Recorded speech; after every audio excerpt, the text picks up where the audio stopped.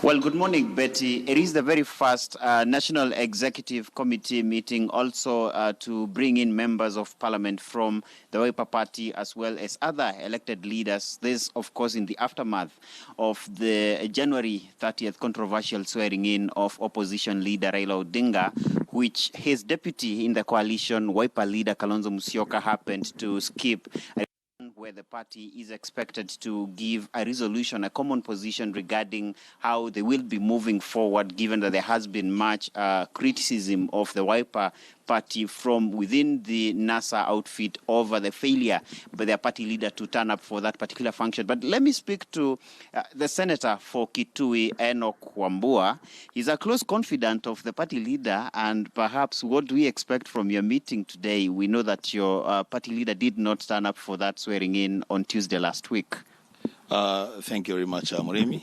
I want to say that this is just a routine meeting of the Wiper Democratic Movement, Kenya, where the parliamentary group and the National Executive Council will be meeting to deliberate on issues touching on party.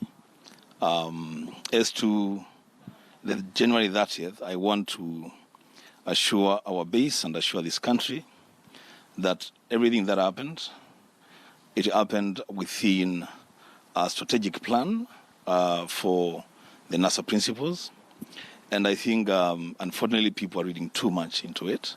I can assure you that when the final communication gets out, people will realize that we are solid as a party within NASA, and NASA is solid as a coalition. Yes. So do we expect a position from the party today with regard to going forward? You know, there's been pressure for your party leader to also take the oath. Do we expect a position from the party today regarding the date when that is going to happen and perhaps circumstances under which that will happen? Muremi, as you know, the management of coalition affairs is a structured system. There's a team that deals with matters that touch on the principles, and there are teams that deal with matters that touch on other cadres of leadership within the coalition. As to the swearing in of the deputy president, that is a matter that squarely rests within the principles and the team that is dealing with issues of the swearing in.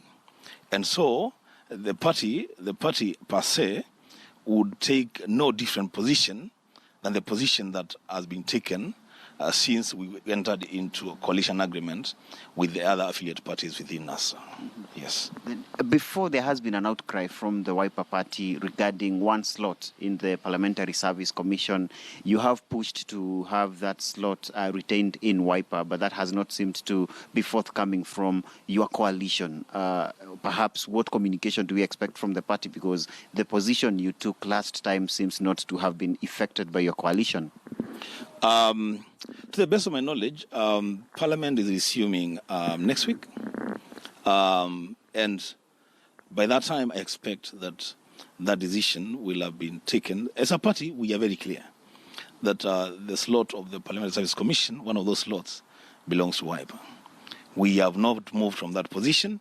I can tell you for sure, when we meet today, we shall not move from that position. We shall agree within the coalition, and I'm very sure that we'll settle that matter and confront other more important issues going forward. Yes. Thank you so much for your time, Bwana Senator.